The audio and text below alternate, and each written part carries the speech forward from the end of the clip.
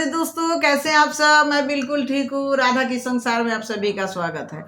दोस्तों, जैसे कि आप लोग देख रहे हैं, इससे पहले दिन का भी वीडियो में हम दिए थे कि माता शैलपुत्री जो है पहले दिन का रूप, उसकी कथा क्या है। आज जो बता रही हूँ ये दूसरे दिन की माता ब्रह्मचारिणी की कथा क्या है।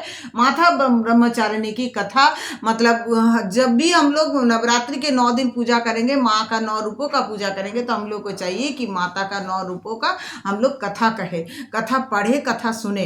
तो इसके विषय में जब आप लोग माता ब्रह्मचारिणी की पूजा करेंगे तो उसका एक विशेष मंत्र है, आवाहन मंत्र बोलिए, तब बोलिए माता ब्रह्मचारिणी का। ये कीजिएगा, या देवी सर्वभूतेषु मां ब्रह्मचारिणी रूपेण संस्थिता, नमस्तस्मै नमस्तस्मै नमस्तस्मै नमो नमः।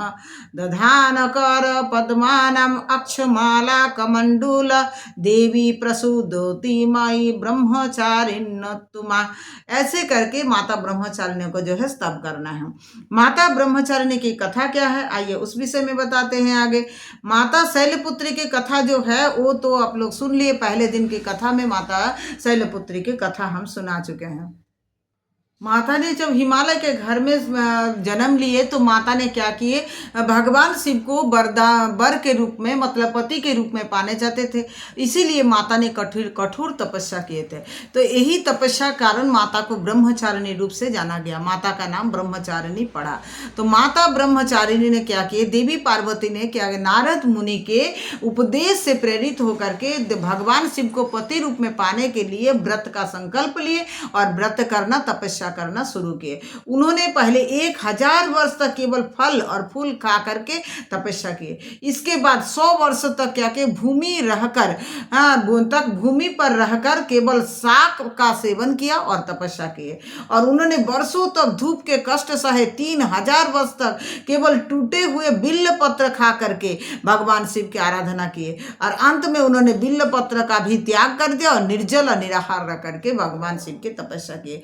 तो माता ब्रह्मचारिणी ने भगवान शिव को पति रूप में पाने के लिए जो कठोर तपस्या किए, ये तपस्या यही है कि माता ब्रह्मचारिणी ने पहले 1000 वर्ष क्या किए, फल और फूल खाकर तपस्या किए। और फिर इसके बाद 100 वर्ष तक भूमि पर रहकर तपस्या की, केवल शाक का सेवन किए। और उसके बाद वर्षा, धूप और अग्नि सबका कष्ट सहते हुए 3000 वर्ष तक तपस्या किए और उसमें केवल मात्र बिल्व पत्र का ही सेवन किए। और अंत में उन्होंने बिल्व पत्र का भी सेवन त्याग कर दिया और निराहार निर्जल रह करके वो तपस्या किए। और तपस्या करने के बाद भगवान शिव प्रसन्न हुए।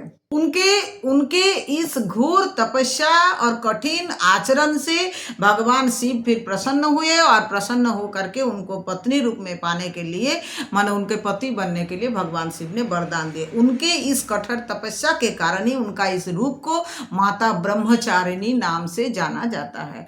तो जो सिद्धगण है, तो माता ब्रह्मचारिणी के पूजन करने से हम लोग के जीवन में भी आत्मनियंत्रण और तपस्या का शक्ति आएगा। हम लोग भी अपने जीवन को सफल करने के लिए जो तप करना जरूरी होता है वो कर सकेंगे। तो भक्तों, ये कथा यही बताता है कि सच्ची भक्ति और कठोर तपस्या अगर हो तो भगवान से कुछ भी प्राप्त किया जा सकता है, जीवन में कुछ भी प्राप्त हो सकता है। माता ब्रह्मचारिणी के रूप में माता ने यही उपदेश हम लोग को दे रहे हैं। आज की ये कथा आप लोग को कैसा लगा, जो है माता ब्रह्मचारिणी की कथा, नवरात्रि की दूसरे दिन की कथा। अगर आप लोग को वीडियो अच्छा लगा है तो लाइक शेयर कर दीजिएगा, चैनल को सब्सक्राइब कर लीजिएगा। राधे राधे, हरे कृष्ण, हरि बोल। खुश रहिए, प्रसन्न रहिए, आनंदित रहिए और मन से झूम के माता रानी का भक्ति कीजिए। राधे राधे।